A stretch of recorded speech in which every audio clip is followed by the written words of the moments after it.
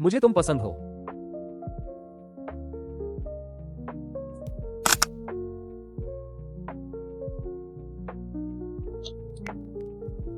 साधारण से कुछ शब्द जो दो लोगों को जीवन भर साथ रखते हैं। साधारण दिखने वाला प्यार, लेकिन ऐसा विलासिता है जो कोई भी नहीं पा सकता। कार्ल और एली ने शादी की और उसी समय अपने बचपन के पुराने लकड़ी के घर में चले गए। शादी का जोड़ा उतारने का समय नहीं मिला और उन्होंने मरम्मत का काम शुरू कर दिया। साथ में सोफा खिसकाया, साथ में मेलबॉक्स डिजाइन किया, साथ में पुराने घर को एक परी कथा के घर में बदल दिया जो बहुत सुंदर था। क्योंकि बचपन से ही दक्षिण अमेरिका के पैराडाइज फॉल्स जाने का सपना था। लड़की दक्षिण अमेरिकी थीम पार्क की गाइड बन गई। लड़का उसके पास ही गुब्बारे बेचता था। हालांकि जीवन गरीबी में बीत रहा था, लेकिन उन्होंने प्यार का सबसे सुंदर रूप जी लिया। वे भी लॉन पर लेटकर भविष्य की कल्पना करते थे, एक ढेर सारे बच्चों की कल्पना करते थे बस। लेकिन एक दिन इस छोटे से घर पर बिजली गिर गई। एली को बताया गया कि वह संतान नहीं पैदा कर सकती। कार्ल अपनी उदास पत्नी को देखकर बहुत दुखी था। उसने एक नोटबुक एली के हाथ में रख दी जिसमें उनके बचपन के सपने थे। दक्षिण अमेरिका के पैराडाइज फॉल्स में घर बसाने की उम्मीद थी, इसलिए उन्होंने बच्चे के कमरे को सपनों के घर में बदल दिया। फिर उन्होंने सपनों के लिए बचत करना शुरू किया। लेकिन जीवन में बहुत सारी समस्याएं थी। कभी कार का टायर खराब हो जाता, तो कभी पैर में चोट लग जाती, या फिर घर में कोई आपदा आ जाती। उन्हें बार बार अपने सपनों की बचत को खाली करना पड़ा। फिर भी वे जीवन से प्यार करते थे। कार्ल जब भी बाहर जाता, एली उसकी टाई ठीक कर देती। इस साधारण से काम को उन्होंने दशकों तक दोहराया बिना थके। समय बीत गया, वे दोनों बूढ़े हो गए, लेकिन एक दूसरे से गहरा प्यार करते रहे। वे अब भी साथ में गुब्बारे बेचते, साथ में नाचते, साथ में सफाई करते और फिर एक दूसरे को देखकर मुस्कुराते। जीवन सरल और खुशहाल था। कार्ल ने अनजाने में एली की बचपन की तस्वीर उठाई और उसके सपने को याद किया जिसे वो अब तक पूरा नहीं कर पाया था, और उसे अपराध बोध महसूस हुआ। इसलिए बिना सोचे समझे पैराडाइज फॉल्स के लिए टिकट खरीद लिया। लेकिन दुर्भाग्य से एली बीमार पड़ गई और कहीं नहीं जा सकी। उसने सपनों की नोटबुक कार्ल के हाथ में दे दी। वो उनकी सबसे कीमती संपत्ति थी। उसने चाहा कि कार्ल उसे अच्छी तरह से संभाले। कुछ समय बाद एली का निधन हो गया। जिस चर्च में उन्होंने शादी की थी, वहाँ केवल कार्ल अकेला था, उदास और अकेला। ऐसा लगता था कि जीवन का सब कुछ रंगहीन हो गया है। अकेले सीढ़ियां उतरना, अकेले खाना, अकेले शीशे साफ करना। कुछ छात्र समाज सेवा के लिए आए, लेकिन वो उनसे बात नहीं करता। जब वो ऊब जाता तो बाहर बैठकर निर्माण दल को घर तोड़ते हुए देखता। कभी कभी वो माइक उठाकर ठेकेदार को गाली देता क्योंकि उसके घर को भी तोड़ा जाना था। आसपास के पड़ोसी पहले ही जा चुके थे, लेकिन वो जिद्दी होकर डटा रहा क्योंकि घर में उसके और एली के सभी अच्छे पल थे। कोई उचित कारण नहीं था, इसलिए डेवलपर भी उसका कुछ नहीं कर सकते थे। उस दिन तक एक मजदूर ने उसके मेलबॉक्स को टक्कर मार दी। उसने अपनी छड़ी उठाई और एक झटका दिया। अब डेवलपर के पास बहाना मिल गया।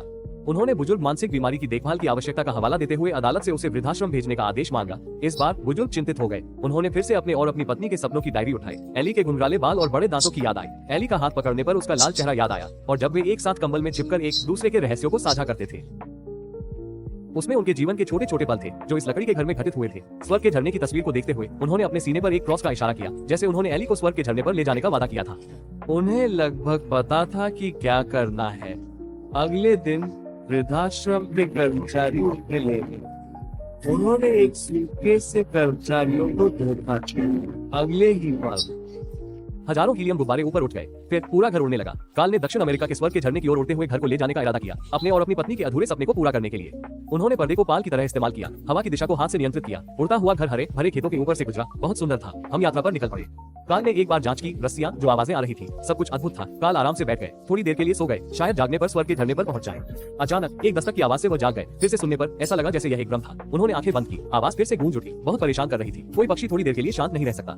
जब कार्ल ने दरवाजा खोला तो देखा कि वो छोटा लड़का था जो सामाजिक सेवा कर रहा था। वो बुजुर्गों की मदद का बैच पाने के लिए बहुत मेहनत कर रहा था। बिना किसी विकल्प के कार्ल को उसे घर में आने देना पड़ा, लेकिन जैसे ही वो अंदर आया, वो हर चीज के बारे में सवाल पूछने लगा और घर की चीजों को छूने लगा। कार्ल बहुत परेशान हो गए। ये छोटा लड़का उड़ता हुआ घर एक ऊंची इमारत के पास से गुजर रहा था। कार्ल ने उसे घर भेजने का फैसला किया। उन्होंने सोचा कि उसे कपड़े की पट्टी से नीचे उतार दे, लेकिन वो छोटे लड़के का वजन सहन नहीं कर सकते थे। वो बहुत खतरनाक था, कोई उपाय नहीं था। कार्ल को कुछ गुब्बारों की रस्सियां काटनी पड़ी।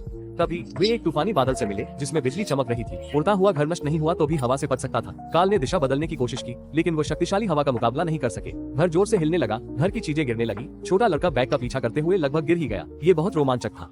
और बुजुर्ग कार्ल के लिए सबसे महत्वपूर्ण बात यह थी कि उनकी पत्नी की तस्वीर भी सुरक्षित थी। थोड़ी परेशानी के बाद वे आखिरकार इससे बाहर आ गए।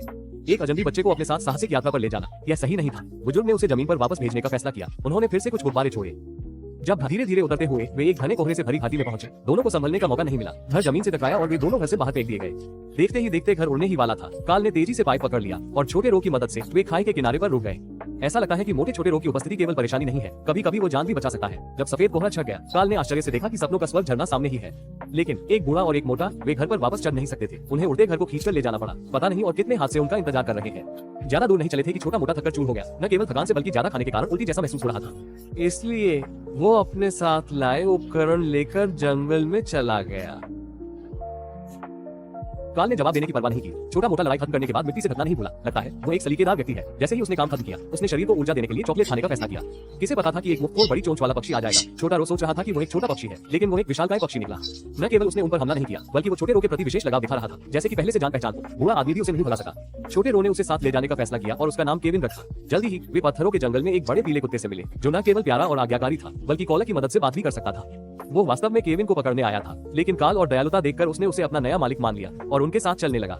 काल ने आकाश में हीलियम के गुब्बारे को देखा। अगर वे स्वर्ग झरने तक नहीं पहुंचे तो गुब्बारे का लाभ कम होता जाएगा। तभी कुछ शिकारी कुत्ते आ गए। उनकी धमकी के कारण काल को उड़ते घर को खींचकर एक संकीर्ण घाटी में ले जाना पड़ा। आगे एक विशाल गुफा थी। फिर एक और शिकारी कुत्तों का झुंड आ गया, जिसने उन्हें घेर लिया। गुफा के अंदर काल ने ध्यान से देखा, क्या वो वही साहसी चार्ल्स नहीं है? काल और एली बचपन से ही उसके बड़े प्रशंसक थे। वे तुरंत घुल मिल गए। कुत्तों के झुंड के साथ काल और छोटा रो चार्ल्स के हवाई जहाज में गए, जिसमें विभिन्न विशाल जानवरों के कंकाल भरे हुए थे। काल और छोटा रो। शुरुआत में काल को कुछ गलत नहीं लगा, लेकिन बात करते करते चार्ल्स ने कहा कि वो बड़े पक्षी का शिकार करना चाहता है और कई साहसी लोग उसके हाथों मारे गए हैं, केवल कुछ हेलमेट बचे हैं। काल घबरा गया। वो अब आदर्श नहीं रहा, बल्कि एक हत्यारा बन गया। वे भागने की सोच रहे थे, लेकिन दुर्भाग्य से उड़ते घर से केविन की आवाज आई। चार्ल्स की आंखें चमक उठी। उसने तुरंत कुत्तों का झुंड पीछा करने के लिए भेजा। पीठ पर दौड़ते हुए गुब्बारा पड़ गया और उड़ता घर भी गिरने की कगार पर था। संकट के समय बड़े पीले कुत्ते ने चट्टान को धक्का दिया, जिससे कुत्तों का झुंड रुक गया। आगे एक खाई थी। काल ने चेतावनी दी, केविन। उड़ते घर की जड़ता के कारण वे आसानी से दूसरी तरफ पहुंच गए। गुब्बारे कम होते जा रहे थे, उनके पास समय कम था और केविन का पैर भी घायल हो गया था। छोटा रॉ केविन को घर भेजने की तैयारी कर रहा था, लेकिन काल दोहरी मुश्किल में फंस गया। एक तरफ उसकी पत्नी की नजदीकी इच्छा थी और दूसरी तरफ केविन जो उसकी मदद करते हुए घायल हो गया था। आखिरकार काल ने केविन को घर भेजने का फैसला किया। चार्ल्स से बचने के लिए उन्होंने रात में निकलने का निर्णय लिया, लेकिन उन्हें नहीं पता था कि बड़े पीले के गले में एक ट्रैकिंग सिस्टम था। चार्ल्स जल्दी ही एयरशिप लेकर पहुंच गया। केविन को पकड़ लिया गया। उसने काल के उड़ते घर में आग लगा दी और उच्च तापमान के कारण कई गुब्बारे फटने लगे। काल गुस्से में था। वो दौड़कर उड़ते घर को खींचने लगा। छोटा रॉ देख रहा था कि केविन को चार्ल्स ले जा रहा है और वो कुछ नहीं कर सका। उसने काल पर आरोप लगाया कि वो कैसे केविन को छोड़ सकता है, लेकिन काल ने कोई सफाई नहीं दी। एक बच्चा काल की उस गहरी भावना को नहीं समझ सकता। रात के अंधेरे में केवल एक हुक के साथ रॉ की परछाई थी, जो उड़ते घर को खींच रही थी।